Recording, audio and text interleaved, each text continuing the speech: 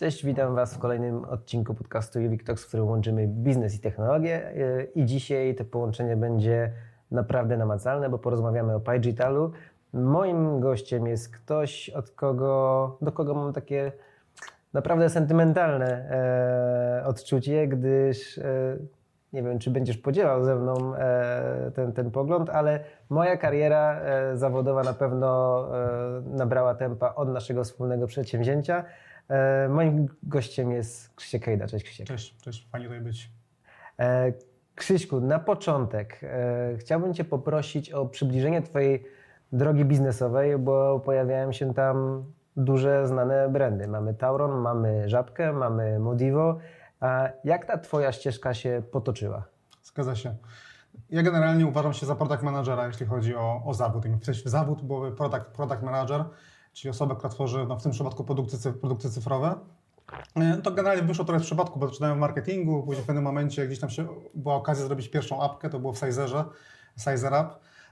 I tak wsiąknąłem właśnie w to robienie głównie apek, no i później właśnie równolegle ten Phygital. Moją perłą w koronie, jeśli chodzi o apki, jest Żabka, którą pewnie wszyscy znają. 10 milionów użytkowników, 11 tysięcy sklepów, więc to jest fajna apka lojalnościowa, która naprawdę odniosła duże sukcesy. Tam robiliśmy aplikację Mój Tauron, która też jest na pewno wyjątkowa w branży energetycznej i mam nadzieję będzie jeszcze lepsza. No i właśnie te elementy digitalowe, czyli tego połączenia świata fizycznego ze światem cyfrowym, to miałem dużo okazji porobić w Modivo Obuwie. Tam byłem odpowiedzialny z zespołem za te wszystkie technologie konsumenckie, które pozwalały zamówić buty w ramach sklepu, czyli tablety, system informowania o tym, kiedy możesz odebrać swoje zamówienie, wirtualne przymierzalnie, więc całe fizyczne, cyfrowe doświadczenie w sklepach Modivo i Obuwie. Plus pierwszy taki element jeszcze robiłem też w Sizerze, gdzie była sieć ekranów dotykowych, w którym też można było różne fajne rzeczy porobić. Czyli cały ekosystem mający podnieść pewnie konwersję klientów. Zgadza się, no jest to jakiś pewien sposób wdrożenia omnichannelu, szeroko pojętego. No właśnie, jakbyś mógł przybliżyć naszym widzom i słuchaczom, czym jest ten Phygital i czy możemy postawić znak równości między omnichannel a Phygital, czy niekoniecznie? Jasne, no to Phygital, tak jak już trochę powiedziałem, to jest samo słowo wywodzi od dwóch słów, physical i digital. Stąd nam się tworzyło Phygital, czyli połączenie świata rzeczywistego z cyfrowym. To są na przykład kioski, które wszyscy znamy, nie wiem, z McDonalda. Aplikacja mobilna w pewnych kontekstach też na pewno może tego typu rozwiązaniem być. Więc to jest Phygital. I czy on się równa omnichannel-owi? Nie do końca. W sensie mi się wydaje, że to jest pewna wersja albo uzupełnienie omnichannelu. Omnichannel to jest też szersza koncepcja mówiąca o połączeniu kanałów, a ten Phygital to się staje jakby jednym z tych kanałów, trochę łączącym te dwa światy, fizyczny i cyfrowy. Okej. A jak w takim razie poukładać odpowiedzialności, żeby ten projekt wszechkanałowości nie rozbił się jakieś podziały między działami, żeby to jednak wspólnie ze sobą grało i budowało wartość dla przedsiębiorstwa? No to jest duże wyzwanie. To jest duże wyzwanie, bo to do dzisiaj, bo o omnichannelu to nie jest tak, że teraz o tym mówimy, bo to jest jakaś super nowość. No o tym się mówi od 10 lat lekko, kiedy powstawały różnego rodzaju kanały, kiedy na początku mieliśmy tą multikanałowość, która skupiała się na wielu punktach styku, ale jednak żyjących trochę w silosach. Teraz staramy się to połączyć. No i żeby to połączyć, to mi się wydaje najważniejszą aspektem są dane. No bo w tym multi-channelu patrzyliśmy per każdy kanał, jak performuje. Takie pytanie biznesowe, jakie zamierza obazić w multi-channelu, no to jakie revenue przyniosła moja aplikacja mobilna. Natomiast w omni-channelu bardziej patrzymy na tę ścieżkę użytkownika przez te różne kanały, gdzie tam takie pytanie biznesowe to może być, jak wizyta w aplikacji mobilnej przyczyniła się do zakupu w sklepie. Więc patrzymy na to przejście między tymi kanałami. Więc wspólne dane, żeby być w stanie wyłapać ten user journey w tych różnych punktach styku. Ale jak dobra, zbieramy te dane, no jeszcze później musimy umieć odpowiednie z nich wnioski wyciągnąć. Więc to jest też znowu kolejne wyzwanie, które często jest jeszcze w wielu organizacjach. Wspólna analityka, która z tego jednego miejsca będzie w stanie wyciągnąć dane, które będą istotne dla każdej z tych sekcji biznesowych. I to, co jeszcze często widzę jako taki przeszkodę w omnichannelu, to są cele biznesowe, jakie są stawiane przed konkretnymi kanałami. Bardzo często te cele się trochę zwalczają, w sensie jest już osobny cel sprzedażowy dla sieci retail i osobny cel sprzedażowy dla aplikacji mobilnej albo w e-commerce szeroko pojętego tej samej firmy. No i one zamiast walczyć, zamiast wspólnie doprowadzić klienta do zakupu, no to walczą o tego samego klienta. Więc mimo to, że w aplikacji mobilnej na przykład mamy możliwość zrobienia zamówienia do sklepu, no ale jeśli to zamówienie będzie się liczyło jako sprzedaż w sklepie, no to owner aplikacji jednak woli kombinować, żeby on jak najbardziej ten klient kupił w tej apce kosztem nawet tego, jeśli odpadnie. No bo może dla użytkownika to nie być najwygodniejsze, bo naprawdę woli zrobić ten zakup w sklepie. I tak samo w sklepie. Być może zamiast przychodzi klient, widzi, że nie ma produktu w sklepie, zamiast przekierować go do apki, powiedzieć, o tam szybko zamów i już jutro będziesz to miał w domu, to wolą kombinować coś, a to może zamów u nas, za 3 dni to przyjdzie i będzie. Więc te takie cele, które nie są spójne, no bardzo często widzę, że zwłaszcza w tych szeroko pojętych spółkach handlowych, że się trochę kanibalizują i właśnie zwalczają zamiast wspierać. Okej, czyli tutaj wymagany jest również jakiś taki shift, taka zmiana w kulturze organizacji, żeby budować tą świadomość, że kanały nie konkurują między sobą, a jednak gramy do wspólnej bramki. Zgadza się. A jak to osiągnąć? Albo czy możesz się podzielić jakimś doświadczeniem, gdzie właśnie miałeś ten zgrzyt międzykanałowy, a udało się to uwspólnić i kanały zaczęły grać razem? Moje doświadczenie, przynajmniej to takie praktyczne, a nie sam gdzie coś wyczytałem, to na razie pokazuje, że jest to ciężkie. W sensie, no bo to faktycznie jest bardzo duży shift na bardzo wysokim poziomie, na bardzo wysokim poziomie firmy. No bo ja też rozumiem pewną potrzebę, no pewną kontrolowania performance'u konkretnych kanałów, pewną potrzebę nadzoru, a w momencie, kiedy trochę zrezygnujemy z tego sposobu wyznaczania celów, no trochę tracimy tę kontrolę na pewien sposób. Więc to jest pewnie jakiś shift mentalny. Trudno mi dać tutaj jakąś receptę, bo tak mówię, ja jeszcze nie widziałem takiego idealnego miejsca, tak przynajmniej z własnej praktyki, gdzie faktycznie by to działało zamiast trochę konkurować ze sobą. Odwołujesz się do danych. Właśnie bardzo fajne jest to, jeśli organizacja jest na tyle dojrzała, żeby też z tych danych korzystać, żeby też posługiwać się pewnymi metrykami. I zastanawia mnie, jak w dzisiejszym czasie, w którym wszyscy, ja też, trąbiemy o AI, możemy wykorzystać, czy ty wykorzystywałeś w swojej karierze AI do zrobienia czegoś sensownego właśnie z tymi danymi? W sensie na pewno AI, bo do tego właśnie podchodzimy teraz i kombinujemy, jak to zrobić w Tauronie, który na przykład generuje ogromną ilość danych, no bo firma, 6 milionów klientów ponad, firma jest ogromna, no z prądu korzystamy wszyscy, punktów styków jest masa i mamy bardzo dużą liczbę danych, ale kompletnie nieuporządkowanych.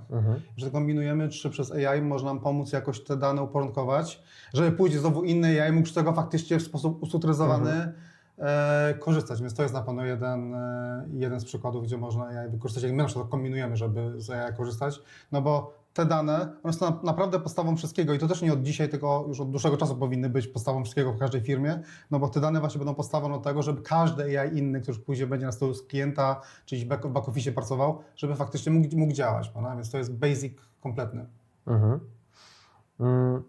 Czy widzisz jakiś punkt styku właśnie między firmami typu Tauron, a firmami bardziej retailowymi, takimi jak Modivo? Czy miałeś pewne doświadczenia w budowaniu, które przeniosłeś z budowania mojego Tauronu do pracy dla Modivo?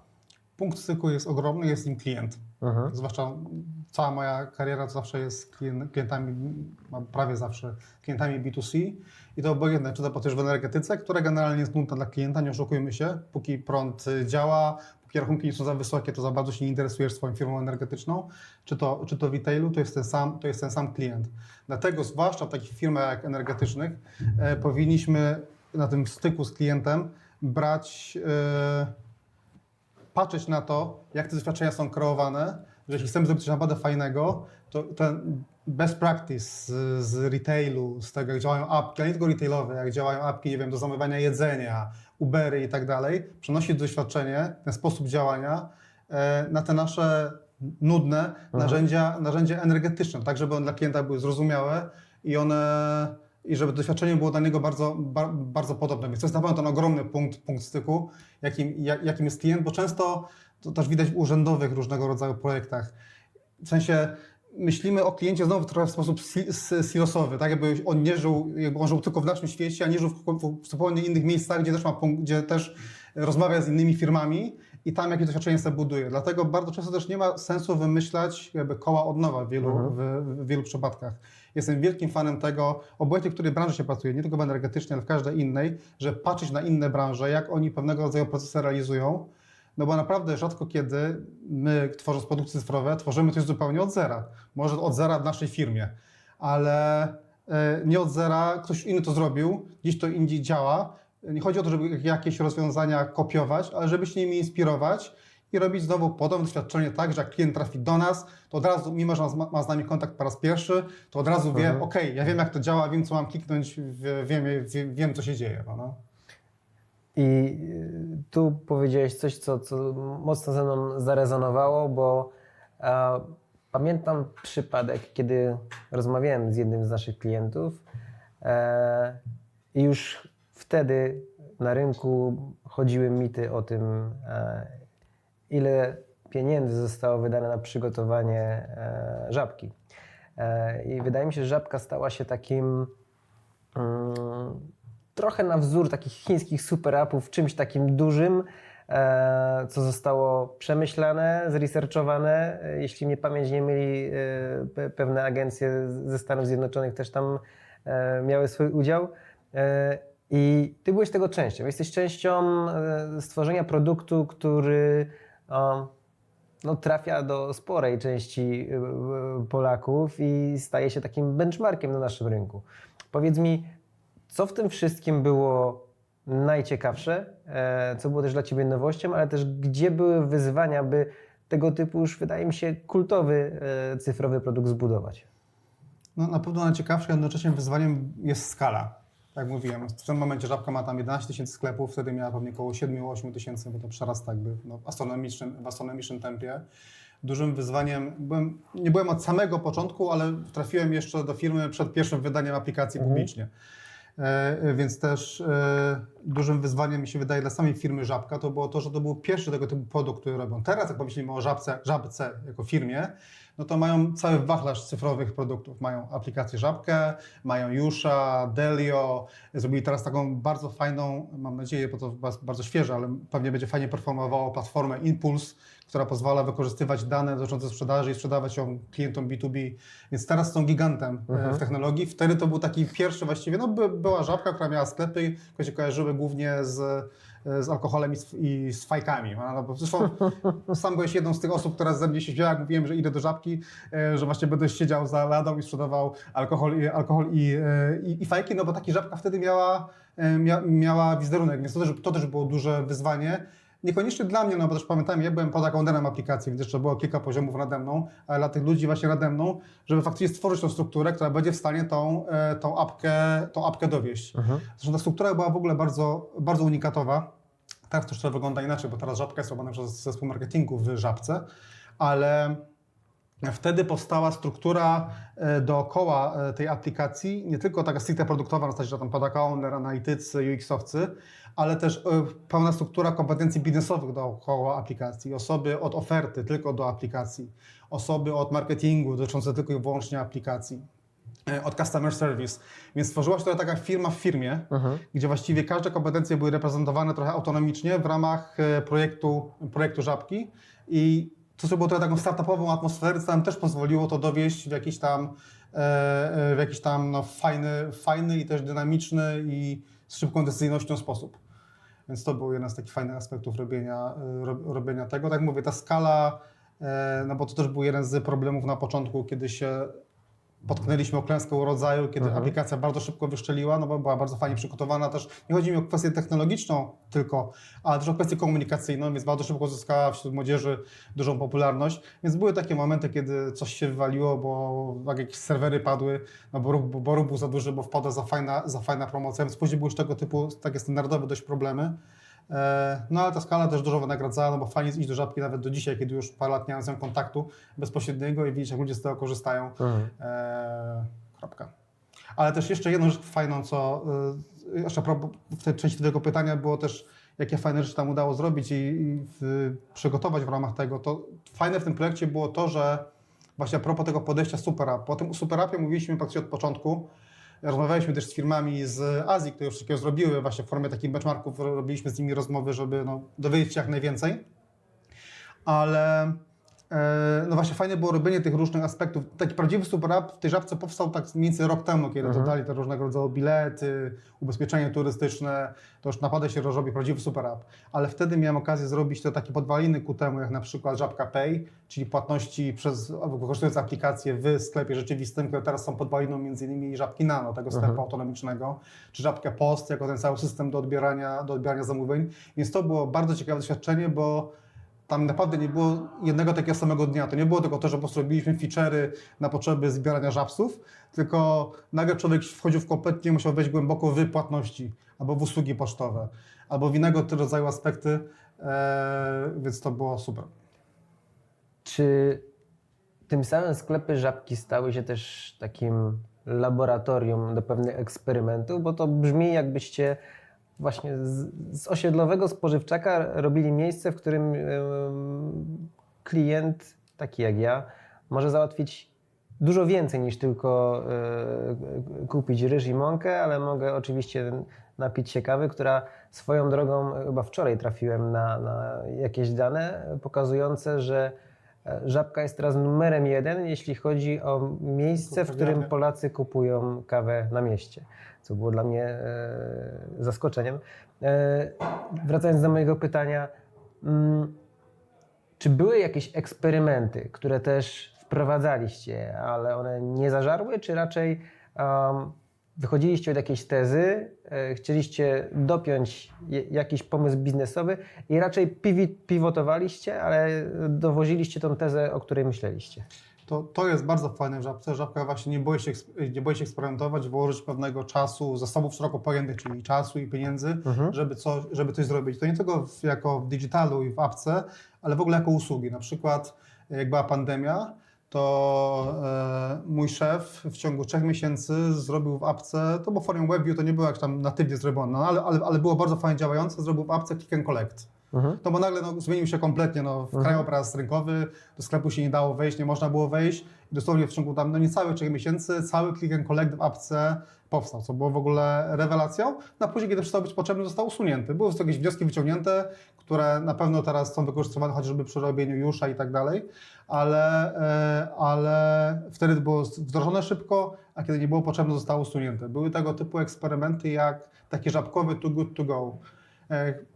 Nie wiem, czy wszyscy kojarzą Too Good To Go, czyli możliwość zamówienia sobie ze sklepów rzeczy, którym termin przydatności do spożycia jest już bardzo, bardzo krótki, upływa, więc można to kupić w tańszej cenie i jednocześnie nie marnować tego jedzenia. Żabka robiła test czegoś takiego własnego, miała cały własny portal do tego, który, nie byłem bardzo blisko tego, wiem, że to powstawało, no ale wiem też, że w pewnym momencie zostało to ucięte, przestali w to inwestować, usunąć całą taką możliwość. Więc Żabka bardzo nie boi się eksperymentować, dużo testuje tego typu rozwiązań i to, co mi się bardzo podobało, nie bała się usuwać feature'ów z aplikacji. Na przykład robiąc tą Żabkę Pay, czyli tą możliwość płatności w aplikacji w sklepach fizycznych, bardzo lubię dostarczać całe spektrum tych wygody dla użytkowników mojej aplikacji, więc zrobiłem chyba 4 możliwości dodania karty płatniczej do apki. No, oczywiście można było wpisać to jak zwierzę z palca po prostu te dane karty. Można było zrobić zdjęcie, żeby OCR zaczytał te informacje. Można było przybliżyć kartę do NFC, też żeby się część tej informacji pobrała.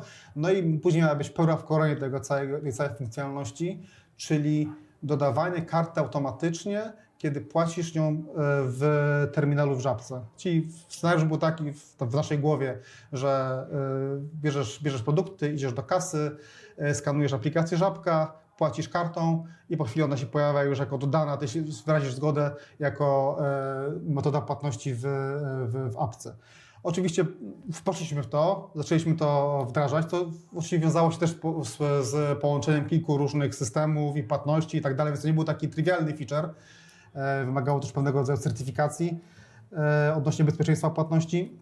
No ale jak zaczęliśmy to wdrażać, no to Tutaj się nagle okazało, a trzeba najpierw jakąś pierwszą zgodę klienta, później jakąś drugą zgodę klienta, później ta karta się automatycznie nie pojawi, bo i tak trzeba będzie podać kod CVC, CVV i tak dalej, więc zrobiło się pełno potykaczy. Niby to przetestowaliśmy z użytkownikami, że tylko nie jestem pewien, czy oni dokładnie zrozumieli, co myśmy mieli na myśli, no bo w sumie wyszło, że użytkownicy z tego będą korzystali z takiej formy dodania karty. Wyszliśmy z tym live. No i oczywiście dane pokazały, że tam chyba mniej niż 1% kart dodanych do Żabki Pay, no to był w ten sposób dodany. Ja się w sumie nie dziwię, no łatwiej przełożyć to NFC, niż tę całą ścieżkę zdrowia przechodzić. No i tutaj jest właśnie fajna odwaga firmy, że tego typu funkcjonalność została w pewnym momencie po prostu usunięta. Stwierdziliśmy, okej, dobra, to nie działa, mimo że wydaliśmy na to tyle i tyle kasy, tyle i tyle czasu poświęciliśmy, trudno, ale w takim razie wywalmy tą funkcjonalność, pana. Więc to jest bardzo fajne, bo bardzo często jest opór, jak coś się wydevelopowało, to się zrobiło, wrzuciło tej apki, czy do czegokolwiek innego cyfrowego, to musi być apka cyfrowa, no to już później jest straszny ból, żeby to usunąć i wiele razy nie ma takiej decyzyjności, takiej odpowiedzialności, no dobra, to wytnijmy to. W Żabce nie mają tego problemu. Bardzo fajnie to brzmi, bo to też pokazuje raz, że dojrzałość organizacji, a dwa też przede wszystkim chyba ludzi, którzy podejmują tam decyzję, że no po co palić więcej pieniędzy na coś, co jasno zdaniem nam wynika, że nie żre. Elementem, który zakładam, że przewijał się i w Żabce, i w Modivo, jest element lojalnościowy. Jak to wygląda z Twojej perspektywy? Czy dzisiaj w tych produktach cyfrowych my jako ludzie dalej poszukujemy tego elementu lojalizowania nas za nasze zakupy, za naszą przynależność do grupy klientów, czy mamy już jednak tego przesyt? Jak to robić dzisiaj w sposób mądry, w sposób nie narzucający się i w sposób, który jednak zatrzyma tego klienta u nas, w naszym produkcie digitalowym, a nie sprawi, że przejdzie gdzieś dalej? No, trzeba pamiętać na pewno, że taki program lojalnościowy to jest tylko jeden wycinek tej oferty. No, choć mielibyśmy najlepszy program lojalnościowy, to jeśli nasza cała oferta i cały ten sklep, czy cały ten biznes działa średnio, no to i tak klient raczej nie wróci. Później bardzo dużo programów lojalnościowych, no to mimo wszystko to są jak te stereotypowe programy na stacjach benzynowych, gdzie trzeba zbierać 200 lat tych punktów, żeby dostać jakąś maskotkę, być tam później na końcu i te punkty nie przepadną gdzieś po drodze, nie wygaszą się. Tutaj Żabka się naprawdę wykazała, na przykład Żabka wykazała się bardzo fajnym tym podejściem, bo już pomijam, że te punkty są relatywnie łatwo zdobywalne, to jeszcze zostało tam wprowadzonych wiele różnych narzędzi zdobywania tych punktów, mechanizmów zdobywania tych punktów, nie tylko za sam zakup, co jest oczywiste w tego typu programach lojalnościowych, ale za różnego rodzaju akcje. W sensie ja na przykład bardzo lubiłem jako product owner tej aplikacji, że mogliśmy wykorzystywać Żabsy jako narzędzie do onboardingu klientów do nowych funkcjonalności. Czyli na przykład robimy taką przykładową Żabkę Post, czyli możliwość odbierania paczek, i żeby ludzi zonboardować do tego, pokazać im, że to jest fajne, wygodne i tak dalej, zawsze jest pewien próg wejścia, żeby przekonać do tego typu nowych feature'ów, to możemy powiedzieć, to skorzystaj z tego, dostaniesz 20 Żabsów. Więc było dużo tego typu mechanizmów. Dużo mechanizmów w Żabce były tak zwane, jak myśmy o to mówili wewnętrznie, questy, czyli zadania, jakie można postawić przed klientami. Na przykład kup 3 razy Big Milka, dostaniesz 100 punktów, albo kup 3 razy Big Milka, 4 dostaniesz gratis. To nie dość, że to było znowu kolejnym urozmaiceniem w formie zbierania tych Żabsów, to jeszcze było świetnym formatem do monetyzacji, żeby sprzedawać temu przysłowiowemu Big Milkowi jako formę reklamy. No bo czemu ta firma może nie zapłacić za to, że się bawi w tym questie i zamiast być po prostu nudnym banerem w apce albo pushem w apce, no to może być takim wyzwaniem. Więc jakby chcę tutaj pokazać, że tutaj na pewno jest fajna możliwość nie robieniu po prostu nudnym, pokaż kartę, nawijemy Ci punkty za tyle złotówek, ile wydałeś, tylko może to jeszcze ubrać wiele różnych innych mechanizmów, też na przykład współpracy z zewnętrznymi firmami, z innymi firmami, że zrobisz coś w innej apce, a dostaniesz punkty u nas. Pamiętam, że w Żabce też były tego typu rozkminy, żeby się łączyć z innymi firmami i dostawać te Żabsy za inne działania w innych firmach. Drugim spektrum też bardzo fajnych działań to właśnie jest to przywołane przez Ciebie Modivo. Ja tam przez chwilę, póki jeszcze nie było dedykowanej osoby do programu lojalnościowego, to pomagałem rozkręcić program lojalnościowy Modivo, który już teraz właściwie obuwie, który teraz w tej formie nie istnieje, bo teraz wprowadzili nowy Modivo Club, ale ten Modivo Club jest naprawdę świetny, bo ten Modivo Club jest znowu programem, który obejmuje wiele marek. To nazywa się Modivo Club, ale on obejmuje CCC, Obuwie, Modivo, Half Price'a. Praktycznie te wszystkie marki, które są pod parasolem CCC, to są objęte w ramach tego jednego programu. I to jest znowu bardzo duża zaleta, no bo masz tą jedną apkę, czy tą jedną kartę, whatever, i obojętnie do których z tych marek, z których korzystasz w ciągu dnia pójdziesz, dalej możesz to jedno miejsce nabijać punktów. Więc to jest znowu inne podejście, że z tą skalą i tym wachlarzem marek, żeby zachęcić ludzi do tego programu. To prawda, właśnie. Też mam wrażenie, że ludzie dzisiaj nie chcą przystępować do kolejnego programu lojalnościowego, ale jeśli są już częścią jednego ekosystemu lojalnościowego i mogą z niego skorzystać w innych swoich Zgadza się. ulubionych sklepach, albo właśnie dzięki niemu inne sklepy staną się również tymi wybieranymi przez danego klienta. No i tutaj zakładam, że CCC robi to dobrze, po prostu kierując swoich klientów od jednego swojego bytu do drugiego. Krzysiek, zastanawiam się, jak widzisz przyszłość retailu. Nie odbiegajmy zbyt daleko, ale weźmy perspektywę 5 najbliższych lat. Co się zmieni, co pozostanie? No, od dłuższego czasu mówimy, że chyba do dobrych kilku lat, że retail stanie się bardziej showroomami niż faktycznie miejscem sprzedaży. No bo jest e-commerce, to miejsce sprzedaży może być i retail będzie takim miejscem, gdzie właściwie można te produkty zobaczyć, dotknąć fizycznie, ewentualnie będzie miejscem jako do punktów odbioru. I pewnie w niektórych, chyba w wielu przypadkach tak faktycznie będzie, że te sklepy będą trochę mniejsze, bardziej skupione na to doświadczenie w środku, niż na sam fakt spontanicznego wejścia i zakupu. Bardzo fajnym przykładem, byłem niecałe 2 lata temu w Londynie właśnie na takim retail safari, gdzie chodziliśmy po różnych fajnych sklepach, które miały fajny digital w środku. To są sklepy koncepcyjne, czy takie, które już funkcjonują? Nie, funkcjonują. Normalnie tak, po prostu w Londynie, w sklepie, który wiadomo, że to jest Londyn, prawda? Więc to są sklepy flagowe, to nie jest tak, że tam w każdej mieścinie ten sklep tak wygląda, ale tam są takie sklepy flagowe, ale normalnie funkcjonujące, obsługujące klientów. Znaczy w ogóle ciekawe spostrzeżenie było to, że większość z tych sklepów to były monobrandy. To się pojawia ciekawe wyzwanie, no bo są takie sklepy jak Obuwie Modivo, no, które mają pełno marek, no bo sprzedają marki różnych butów, a są takie sklepy, które są monobrandami, nie wiem, Nike, które jest swoje. Większość z tych sklepów takich naprawdę fajnie wypasionych digitalowo, jednak było monobrandami, no bo trochę łatwiej jest, jak masz swoje produkty, to wszystko opakować w jakieś fajne doświadczenie cyfrowe, a to tak na boku. A to, co tam widziałem fajnego, to był sieć komórkowa II, zakładam, że czyta się to II.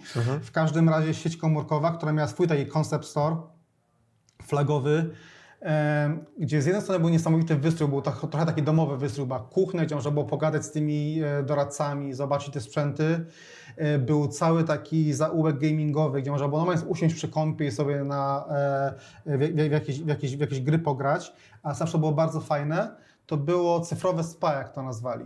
Było pomieszczenie podobne wielkościowo do, w którym tutaj siedzimy, pełne ekranów i luster, bardzo takiej cichej, spokojnej muzyki. I na tym ekranie taki widok lasu, takie... Inaczej, chodziło tam o to, że na ziemi były maty, żeby można było się położyć i sobie wypocząć i się wyciszyć. To było wyciszone miejsce i tak dalej, więc... Wypocząć w otoczeniu ekranu. Tak, bo ekrany wyświetlały, wiesz, tą naturę, to takie...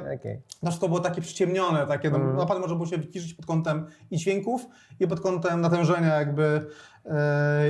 jakby światła. Więc nie mówię, czy to ma sens, czy to nie ma sensu, ale na pewno było bardzo ciekawym podejściem, no ktoś zdecydował, że to zrobią, ktoś zainwestował kasę, bo na pewno tanie to nie było, żeby postawić takie więc to jest jeden z ciekawych przypadków, który właśnie kieruje mnie do tego, że te sklepy idą coraz bardziej w doświadczenie, a nie w samą sprzedaż, w tą relację z tym fizycznym produktem, ale też jakby trochę w opozycji do tego, to też ten digital, w mojej ocenie, za chwilę digital będzie doświadczeniem takim bardzo szerokim dla klientów, a doświadczeniem premium będzie doświadczeniem z człowiekiem. Czyli marki premium to dalej będzie, że ktoś się obsłuży w tym sklepie, faktycznie człowiek, pogada z tobą, uśmiechnie się, poskłada to ubranie ładnie zapakuje, a takie doświadczenie masowe, no to właśnie będą coraz częściej pojawiające kasy samoobsługowe, jako kompletna samoobsługa, gdzie możesz zwrócić ciuch w jakiejś maszynie, odebrać ciuch w jakiejś maszynie i tak dalej. Więc to będzie ciekawe, gdzie w tych markach premium ten digital będzie takim tłem, na przykład coś wyświetlić, pogłębić to doświadczenie, ale nie będzie służył do samoobsługi, a w tych takich szeroko dostępnych sklepach to właśnie będzie mocno szli w tą automatyzację, w to, że właściwie nie będziesz widział tej obsługi. No? Fajna wizja, chyba. No, ciekawa. No, Ciekawa. Trochę to widać. Znaczy po pierwsze widać takie rozwiązania samoobsługowe już nawet w sklepach modowych, bo w H&M-ie, na przykład w tym Londynie były też tego typu rozwiązania, na przykład do zwrotów automatycznych. Widać to w takich wdrożeniach jak na przykład nasza żabka Nano, albo jest też bardzo podobna mini sieć jeszcze w Polsce Pico24, oni są w Żorach tutaj pod Katowicami, gdzie właśnie te sklepy takie autonomiczne, no bo do takiego konceptu jak convenience, właśnie jak żabki i tego typu podobne, no to jest, taka automatyzacja jest idealna. No bo tam nie potrzebujesz kontaktu z tą osobą po drugiej stronie kasy, tylko chodzi o to, żeby jak najszybciej zrobić ten bardzo mały zakup. Więc to są bardzo fajne przykłady takich wdrożeń. No a w niektórych miejscach faktycznie, wiesz, no, mi się wydaje, że największość ludzi wolałaby kupować to Porsche, będąc ugłaskanym przez kogoś, miło przywitanym z kieliszkiem szampana, niż z robotem, który ci to wyda z jakiejś dużej maszyny vendingowej i tylko wystawi to auto. No. Zgadzam się. Jak twoim zdaniem przedsiębiorstwa retailowe powinny się przygotować na tą twoją wizję? Poza ujednoliceniem danych. Znaczy nie, generalnie na pewno musi być jakieś mocne przygotowanie na poziomie technologicznym. Ja też nie jestem wybitnie technologiczny, nie jestem IT, ale generalnie chodzi mi o to, żeby te rozwiązania, które się wdraża, żeby one były, to nie było vendor locków i żeby to było gotowe na przyszłość, żeby to było coś plastycznego, bo te szybkie zmiany, jakie teraz widzimy w tych nowych narzędziach, które się pokazują, to wynika z nich, że musimy mieć rozwiązania, które można szybko pivotować w innym kierunku. To nie może być coś monolitem zakutego w jeden kierunku i później to taki transatlantyk, który kurs będzie zmieniał bardzo długo, tylko to muszą być rozwiązania, które pozwolą bardzo szybko z różnych klocków budować coś nowego, odpowiedzieć na jakieś dziwne przypadki albo takie radykalne jak COVID, no bo to był jeden z fajniejszych przykładów. Było widać, które firmy wygrały w tym momencie jakąś swoją taką zwinnością, albo na po prostu taką normalną ewolucję w zmianach technologii, kiedy nagle się pojawia AI, nagle pojawiają się okulary z ekranami i tak dalej, trzeba będzie na to jakoś zareagować, żeby być pierwszym i umieć to wykorzystać jakoś sensownie. No. Właśnie, zwinność dalej z nami pozostaje i chyba jeszcze bardziej nabiera na znaczeniu. Nie miałem tego pytania przygotowanego, ale wywołałeś okulary. Zakładam, że masz na myśli te, które Meta z Ray-Banem ostatnio wypuścili. Czy jest na rynku teraz jakiś gadżet, na który polujesz, na który czekasz? Bo nasi widzowie, słuchacze nie wiedzą, ale jesteś też zapalonym gadżeciarzem. Jestem. Pamiętam jak w ręce miałeś... Do dzisiaj mam. Do dzisiaj masz implant, który możesz płacić, tak? Tak, zgadza się. Też już teraz nie mogę, no bo on ma ważność taką jak, w sensie czysto, no nie technologicznie, on ma ważność jak karta płatnicza, więc po prostu stracił swoją ważność już, więc fizycznie on tutaj jest i działa, ale już nie można nim płacić. Działa technologicznie, ale już nie działa jakby same płatności.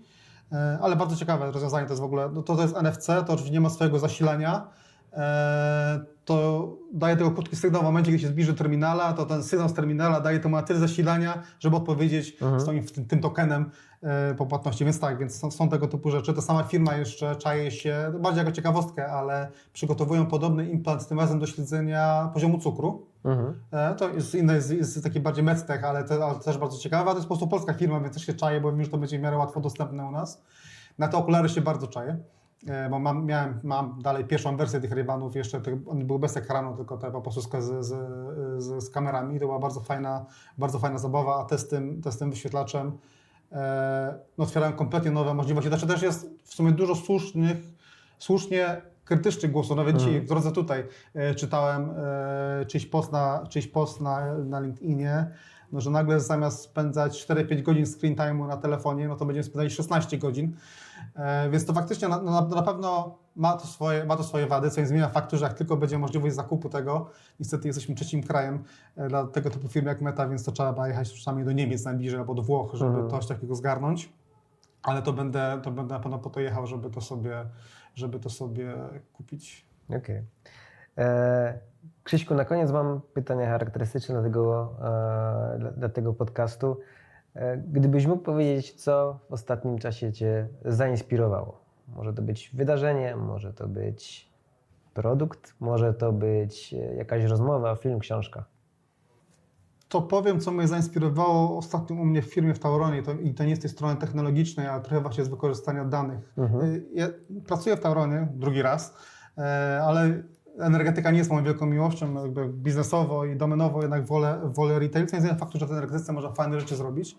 I ostatnio mnie bardzo miło firma zaskoczyła, no bo mi pewnie podobnie tak jak większości ludzi, no energetyka jest relatywnie nudna, tak jak mówiliśmy, prawda? No nie ma tam, nie porywa was, czy jest G11, G12, macie taryfę, to nie jest jakoś super porywające. Ale teraz w firmie pokazali, że można zrobić coś, co jest naprawdę no, w pewien sposób porywające, bo wykorzystali dane, żeby stworzyć nową taryfę, ona się nazywa G13S, wykorzystali dane na temat zużycia, na temat tego ze smart liczników, czyli na temat faktycznego profilu zużycia klienta, klientów, jak faktycznie klienci zużywają i stworzyli nową taryfę, która odpowiada na takie potrzeby pomagające oszczędzać energię. W sensie, ta taryfa ma swoje droższe i tańsze godziny, ale które są dopasowane do cyklu życia klienta, więc jak klient wybierze tą taryfę, czasami może trochę z pewne swoje działania, włączenie pralki czy coś zmieni, to jest faktycznie w stanie zaoszczędzić. I to może faktycznie jest to najbardziej porywające, ale mnie to miło zaskoczyło, w sensie pokazało faktyczne wykorzystanie danych do tego, żeby przygotować naprawdę wartościowy produkt, który jest wartościowy nie tylko dla firmy, ale faktycznie jest wartościowy dla klientów w takim relatywnie mało seksownym aspekcie, jakim jest energetyka. Więc to jest taki, mi się wydaje, coś ciekawego, bo mnie to zaskoczyło bardzo i faktycznie mnie trochę zainspirowało. Bardzo fajne wykorzystanie smart urządzeń, bo wydaje mi się, wiele osób raczej na smart urządzenia patrzy, o fajne, mogę połączyć się z telefonu, no, zobaczyć jakie mam zużycie, koniec, nie? A tutaj masz znowu realny przykład wykorzystania danych, które te urządzenia Zgadza mogą się, zbierać. tak jak mówiłem, Tauron ma niesamowite ilości danych tego typu, jak tylko się nauczymy je wykorzystywać, to jesteśmy w stanie tak bardzo wspomagać, chociażby za pomocą aplikacji klientów, w tym, żeby zużywali mniej, używali rozsądnie i tak dalej. No, potencjał jest ogromny. Dlatego się dobierzemy do tego, to potencjał jest naprawdę ogromny. Super, super.